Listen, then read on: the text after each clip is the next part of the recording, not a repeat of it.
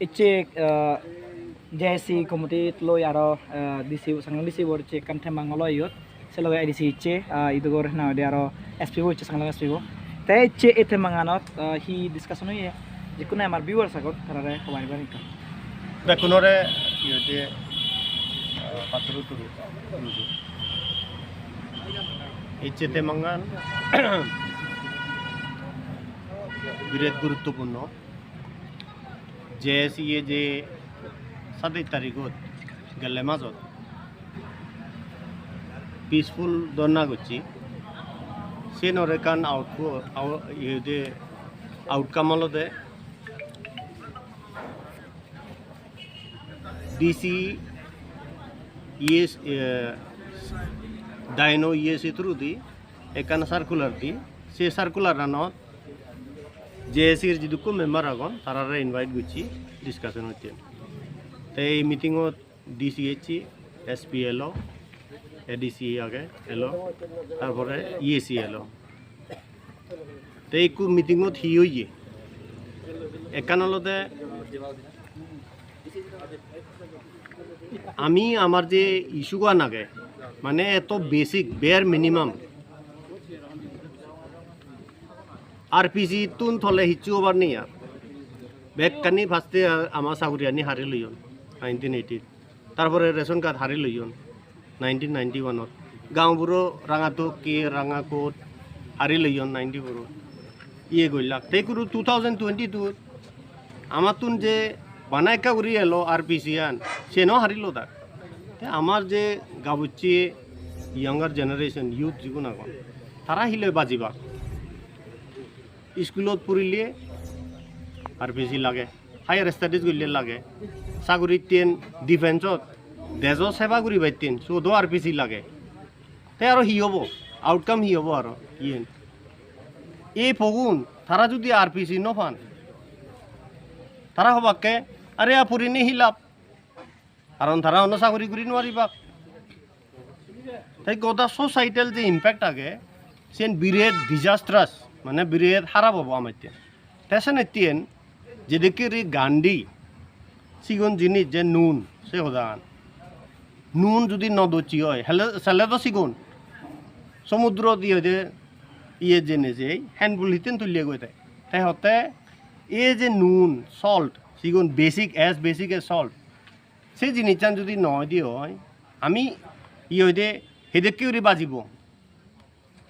তাই এ আমারও সেটি কেউ যে গই তাই আমি তো কোনো গেলেবারত যে আলটিমেটাম দেই 15 তারিখ সং তুমি আমার একান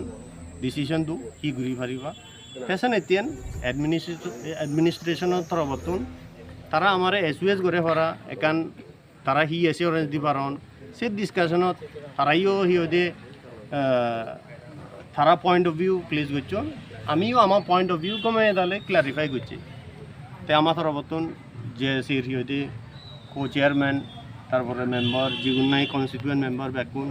গাঁওবুড়ো অ্যাসোসিয়েশন হইতে মহিলা সমিতি হইতে সিএনসিআই তারপরে ইহতে হাজং স্টুডেন্টস ইউনিয়ন তারপরে committee for citizenship right CRDO কোনে এলো মানে ওরং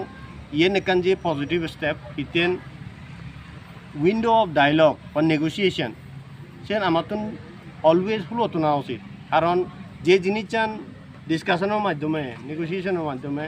ডায়লগের মাধ্যমে যে নাই পসিবল হব সে নন আইতের ধরে নে ইয়ে নহব একসেপ্টেবলও নহব তারপরে যে আমার আরও হইতে যে নাই একসেপ্টেবল ডেমোক্রেটিক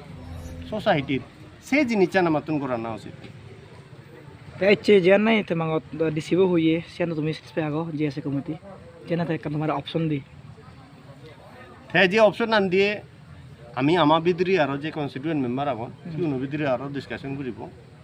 অদকানি অপশন আমিও দেই যে ডিসকাশনত তে তারাইও চর্চা করিবা তে আমার এসিওরেন্স দে তে হলতে মেইনলি এডমিনিস্ট্রেশনের হেড হলিও ডিস্ট্রিক্টত তে হলতে মোস্টলি এক্সিকিউশন করে